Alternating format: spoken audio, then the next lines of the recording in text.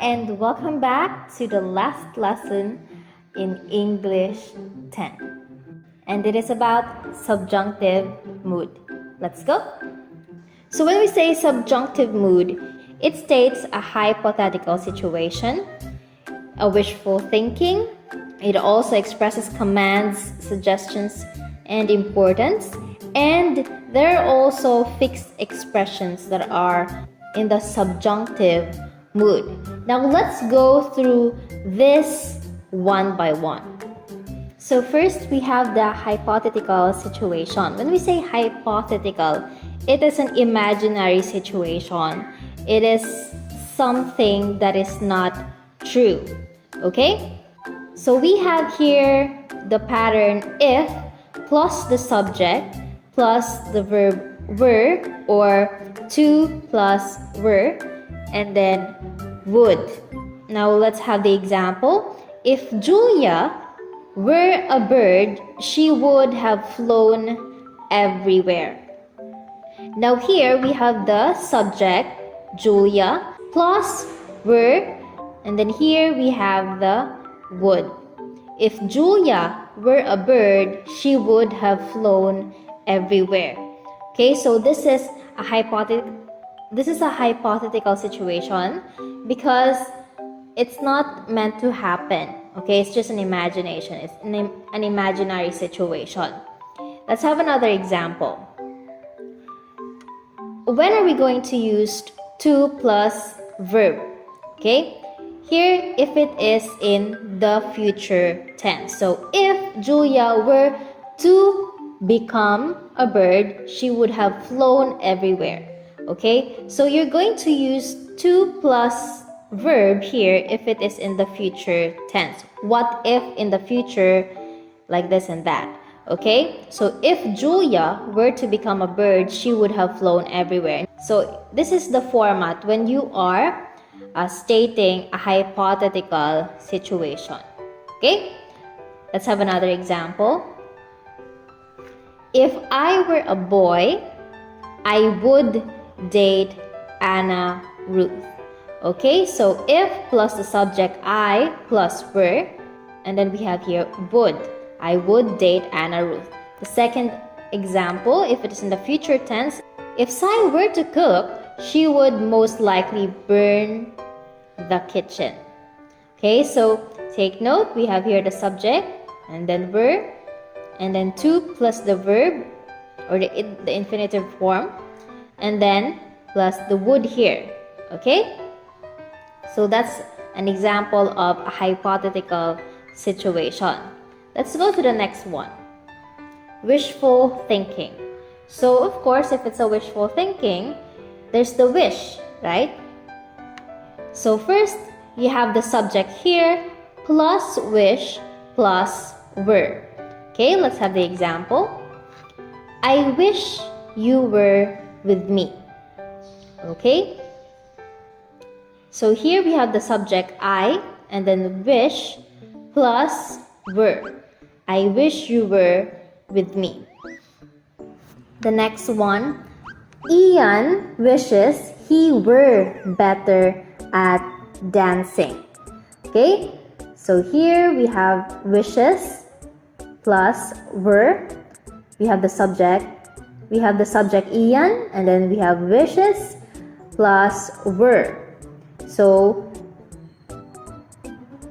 if you may notice here with the example, the carrier of the tense is the word wish.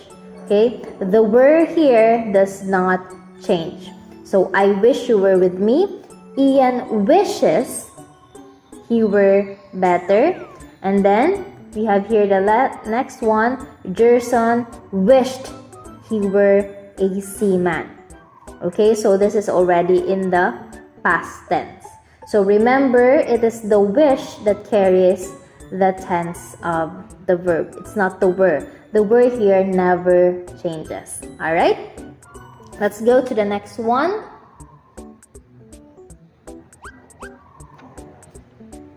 We have here commands or suggestions.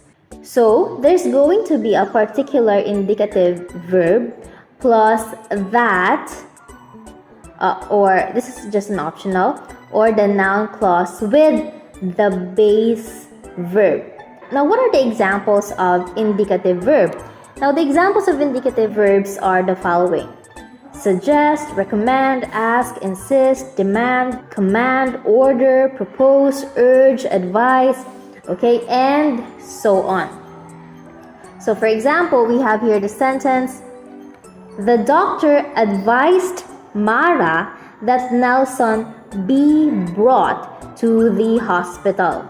Now, first, we have here the indicative verb, advised, plus that, and then the noun clause with base verb. So we have here the base, the be verb, be brought to the hospital. So remember that the verb should be in the base form. There's no tense. So let's have another example. The doctor advised Mara that Nelson go to the hospital. Again, we have here the base verb go. Alright? So it is not goes or went. So the carrier of the tense is the indicative verb. Here we have advised, right? And then in the noun clause, it's going to be in the base form. Alright, go. Here we have another example. Sam orders Ray that he buy tilapia. So it's not he buys tilapia. It should be buy. It is in the base form. And here, going back to our indicative verb, it carries the tense. Right? The present tense. Right? Sam orders Ray that he buy, base verb, tilapia. Alright, let's have another example. Alice suggests that Rose not go to the market. Now we have here not go. So I did not put Rose does not go to the market, because when you do that, there's already a tense, right? So it should be not go to the market. How about the importance? So remember, if it is importance, you're going to start your sentence with it is plus a particular adjective and then the noun clause, or you can have here that. Alright, so here are the examples of your particular adjectives to be used. Vital, essential, important, crucial, necessary, best, a good idea or a bad idea. So these are the particular adjectives to be used when we are suggesting importance, or when we are stating importance. So let's have an example. It is important that he listen well. Okay, so even though it's not stated in our pattern here, we have the verb in the base form. It's not listens, but it is listen. It is important that he listen well. Let's have another example. It is crucial that all students comply with the requirements. Okay, we have here the verb comply, right? It is plus the particular adjective and then that or the noun clause. Alright? How about fixed expressions? Now we have fixed expressions that are in the subjunctive mood. So here are the following. So be it, as it were, be that as it may, or if need be. So when we say so be it, just let it be. Okay? Let it be. If you don't want to study, so be it. Bahala ka na. So when you say as it were, it's like you're saying basically, or as a manner of speaking, or in a way, like that. And then be that as it may. So when we say be that it as it may, something has to be done whether it is true or not. So for example, you're not sure if it's a holiday or not, but then be that as it may, because we are still going to school. And then the last one, if need be, if it is necessary. For example, you're spending a lot of time on your phone. If need be, I will cut the internet connection. Now let's go to your activity. So for your activity, construct one sentence in each subjunctive mood pattern. So I have here 4 patterns for you to make a sentence. 1 sentence each.